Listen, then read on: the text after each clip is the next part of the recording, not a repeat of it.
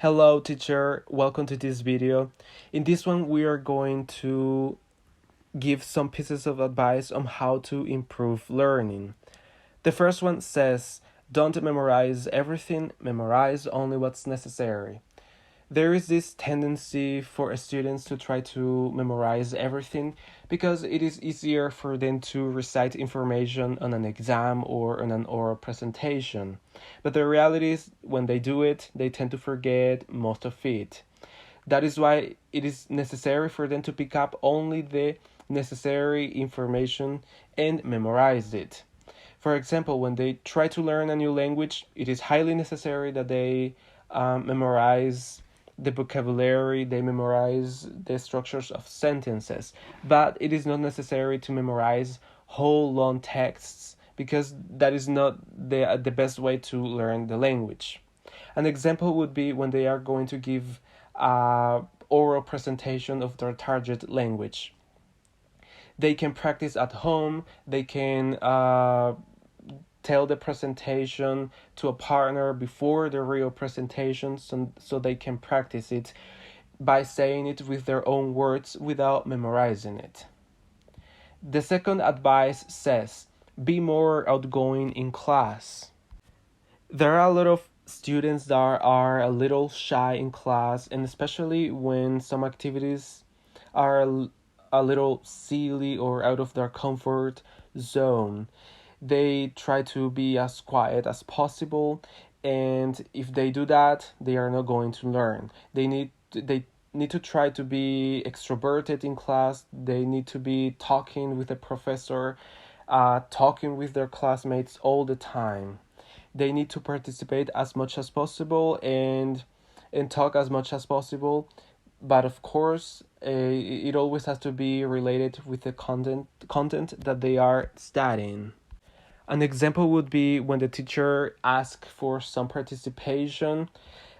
Students have to raise their hand as soon as possible all the time and share their knowledge, their opinion, and their questions. Now, the advice number 3 says, aim to achieve a self-independent learning process. Not all the time students can be expecting that the teacher is going to explain everything to them. It's true, the teacher is a good resource for students to understand a class, a specific content, but not all the time the teacher is going to be available for them. So students need to find ways of trying to looking information at home, and so they can understand, they can clarify the questions that they had during class. This way they are going to learn new things and they are going to clarify older questions. An example of this will be when students got interested in something in a specific during class. Maybe the professor is going to explain more about it, or maybe the professor won't. So if students are more self-independent, they can choose to go home and try to look for more information about it. Try to watch videos, try to find essays about it, or try to ask for an expert about the topic. That way they are going to learn more. The advice number 4 says, don't repeat, analyze the information. It is easy to repeat information, but that way students don't fully understand a topic. They have to analyze everything that they are learning, and they have to come up with their own outcome about the content. That way they are going to have a more clear idea of what they are learning. An example of this will be when the teacher is explaining, for example, verb to be in class. Students can only repeat what the teacher says, and they are going to repeat and memorize. I am, she is, you are, and that's it. But if they analyze what they are learning, they have to realize that there are more behind it, that it exists the plural form, the singular form of the verb to be, that there is first, second, and third person. The advice number 5 says, find what works for you and throw away what doesn't. Students have to find out what learning strategies worked for them. The one that works for one student won't be the same as the one that works for another student.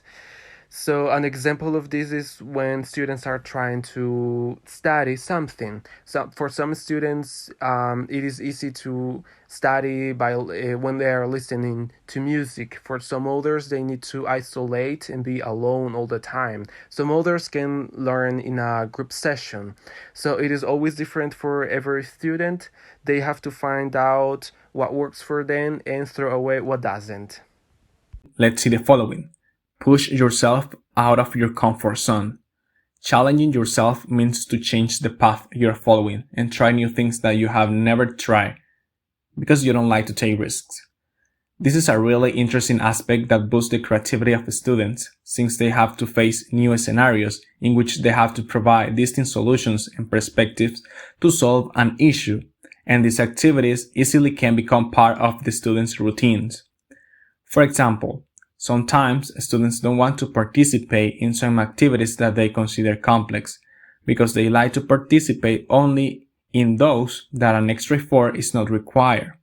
But when challenging the capacity that a learner possesses, the process of learning increases, and the students will discover that he can learn even from mistakes. Limit what distracts you is the following advice. Controlling the aspects that divert your attention from what is really relevant is a technique or habit that manages the self-organization of the environment, dealing with external factors that minimize efficiency. Managing distractions help learners to focus the majority of their attention without interferences, since any interruption can easily consume a lot of time. This practice promotes a better production in learners' tasks. For example, if someone is working on the computer and for no reason a notification from a social network appears, he basically will be caught up in entertainment and his labor will be interrupted. So the best choice for this is to avoid using or turning off all the possible devices and events that could affect the attention. The next advice said, work on a specific goal.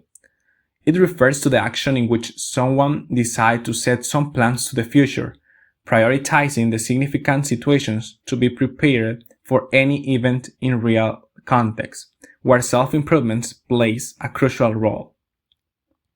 Working on a specific goal assists learners to visualize their lives as something distinct and unique, and it opens the desire to want to discover more in a particular area, concentrating their attention in a single purpose to reach it. Also, it enhances students' attitudes, habits, and skills. For example, a student can easily determine to read one book per month instead of watching TV, which is going to be more productive. The penultimate advice, assess your knowledge. It refers to the practice in which learners recall knowledge to process the information that they have acquired and to understand it easily. This action helps students to verify if the information studied has been understood and to clarify the weak points that need reinforcement in the learning process, which is basically a qualitative evaluation of the theory perceived. For example, a student can try to remember the key aspect from a lesson and try to understand that information. According to this exercise, the student realizes if he needs to give an extra effort to comprehend or if it is clear enough. And the last advice for this video is the following. Synthesize the information. It is related to the process in which information is taken from the general terms to be simplified and to create a better understanding of the data. This technique becomes essential to facilitate the process in which learners interpret the information since they adapt the complex terms to their common language. For example, the student will understand the information by using his own conceptions. For example, if the information is related to a grammatical structure as past perfect, the student will try to associate the information with actions that has been done in the past, and it makes the topic easy to be remembered. It has been everything from our part.